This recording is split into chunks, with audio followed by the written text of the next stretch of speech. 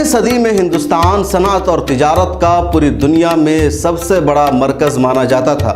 یہاں کی معیشت بہت مضبوط تھی۔ اس وقت ہندوستان اتنا ہی مالدار اور طاقتور تھا جتنا آج امریکہ ہے۔ مغل بادشاہ جلال الدین محمد اکبر کی ہندوستان میں حکومت لگاتار ترقی کے راستے پر گامزن تھی۔ دوسری طرف برطانیہ خانہ جنگی کا شکار تھا۔ بہت مشکل سے آپسی لڑائی پر وہاں قابو پایا گیا تھا۔ دنیا کی صرف 3% مصنوعات ہی وہاں تیار ہوتی تھی اور ملکہ الزبتھ اول کی حکومت تھی۔ یورپ میں پرتگال اور اسپین کا دبدبہ تھا۔ یہ ممالک تجارت میں برطانیہ کو پیچھے چھوڑ چکے تھے۔ برطانوی قزاق اور ڈاکو ان دونوں خلافت عثمانیہ، اسپین اور پرتگال کی تجارتی جہازوں کو لوٹنے کے لیے بہت زیادہ مشہور تھے۔ اسی زمانے میں ایک برطانوی تاجر رالف فچ دنیا کے مختلف ملکوں کا دورہ کر کے جائزہ لے رہا تھا کہ کہاں کہاں تجارت کے کتنے مواقع ہیں۔ وہ تاجر میسوپوٹیا، خلیج فارس اور جنوب مشرقی ایشیا میں تجارتی سفر کرتے ہوئے ہندوستان پہنچ گیا۔ اس نے یہاں کی خوشحالی دیکھی، ترقی دیکھی، صنعت دیکھا اور اس کے بعد واپس برطانیہ لوٹ کر اس نے رپورٹ دی۔ اس وقت دنیا میں سب سے زیادہ خوشحال ملک ہندوستان ہے، جہاں سے ریشم، کپاس، کپڑے، مسالہ، چائے اور دیگر مصنوعات کی تجارت کی جا سکتی ہے۔ 31 دسمبر 1600 عیسوی میں برطانیہ نے ایک کمپنی قائم کی جس کا نام رکھا ایسٹ انڈیا کمپنی، اور ہندوستان آنے کی اس کمپنی نے تیاری شروع کر دی۔ اگست 1608 عیسوی میں گجرات کے شہر سورت کی بندرگاہ پر ایک برطانوی جہاز لنگر انداز ہوا جس کا کیپٹن تھا ولیم ہاکنز۔ اس نے گجرات پہنچ کر ہندوستان میں ایسٹ انڈیا کمپنی کی آمد کا اعلان کیا۔ اس وقت برطانیہ کے 2 تجارتی حریف ولندیزی اور پرتگیز پہلے سے یہاں موجود تھے۔ تب کسی کو اندازہ بھی نہیں تھا کہ اس کمپنی کا بنیادی مقصد اپنے ملک سے 20 گنا بڑے دنیا کے امیر ترین ملک اور اس کی تقریباً 1/4 آبادی پر براہ راست راج کرنا ہے۔ ہندوستان میں اس وقت مغلوں کے عروج کا دور تھا۔ جلال الدین اکبر کے بیٹے شہزادہ سلیم نور الدین، جنہیں جہانگیر کے نام سے جانا جاتا ہے، وہ تخت نشین ہو چکے تھے۔ حکمرانی میں اصلاحات کرتے ہوئے کان، ناک اور ہاتھ وغیرہ کاٹنے کی سزائیں منسوخ ہو چکی تھی۔ شراب اور دیگر نشہ آور اشیاء کا استعمال اور خاص دنوں میں جانوروں کا ذبیحہ حکماً بند تھا۔ کئی ناجائز ٹیکس کو وہ ہٹا چکے تھے۔ سڑکیں، کنویں اور سرائے تعمیر ہو رہے تھے۔ وراثت کے قوانین پر سختی سے عمل ہوتا تھا اور ہر شہر میں سرکاری شفاخانے یعنی ہسپتال میں مفت علاج کا حکم تھا۔ ضرورت مندوں کی داد رسی کے لیے محل کے دیوار سے زنجیر عدل لٹکا دی گئی تھی۔ ہر طرف خوشحالی، ترقی، امن و سلامتی اور سکون تھا۔ ہندو مسلم کی کوئی تفریق ہی نہیں تھی۔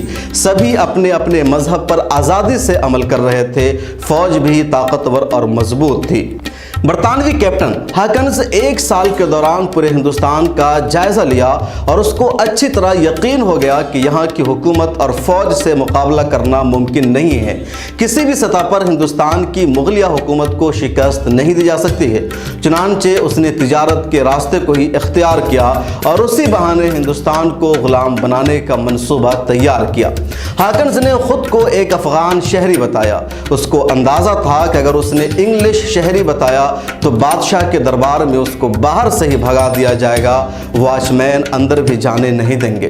چنانچہ اس نے ایک افغان شہری کی شکل و صورت بنائی، زبان بھی افغانیوں جیسی بولنا شروع کیا اور اس وقت مغلوں کی راجدھانی آگرہ میں تھی جہاں وہ پہنچ گیا۔